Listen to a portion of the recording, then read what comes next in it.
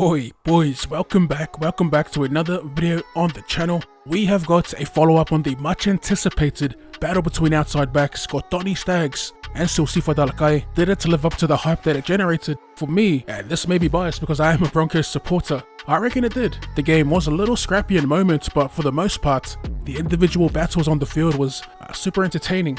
Staggs did say that he'd give him a run for his money. He did that, and then some.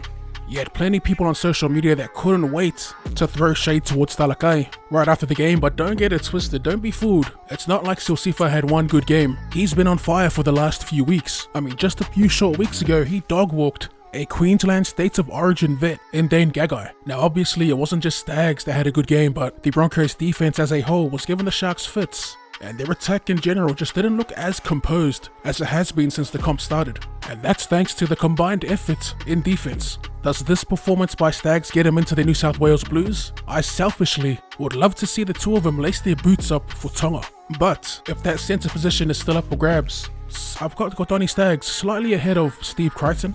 I mean, let's be real, Staggs has been on the cusp for years, but injuries and whatnot kept him out. As for Siosifa Talakai, I reckon there's a lot of value in him coming off the bench. While on the topic of the Blues, Staggs did get the co-sign of a former Blues playmaker and current teammate, Adam Reynolds. It's probably the little things that you don't notice from Kotoni tonight. You know, the kick chase, the defensive reads, all those little things that, you know, that probably goes unnoticed.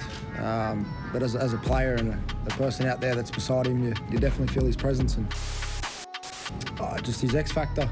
You know, the confidence he's playing with, and like I said, the little things that not everyone realises.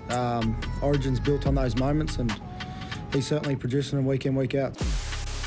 So there's been whispers around Redcliffe regarding a new signing. Not a marquee player, but a decent player at that. Or, well, he was decent when he was in the league. Former New Zealand Warrior, former Gold Coast Titan, and fan favourite Konrad Hurrell has apparently been in talks with the Redcliffe Dolphins. I say that loosely as there hasn't been concrete evidence, but there are a few publications running with this.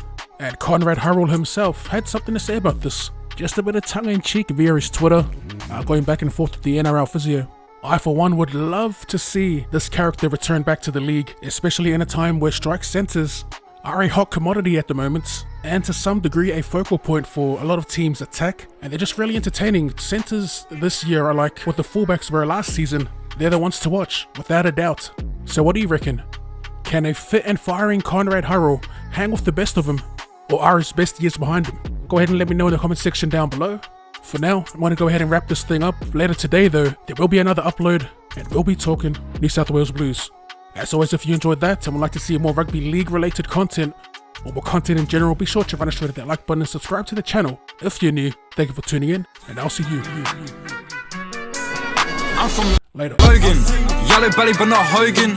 32 my slogan, PGR, what them boys smoking. Yeah, tell them it's war like Odin. Now they're calling all of their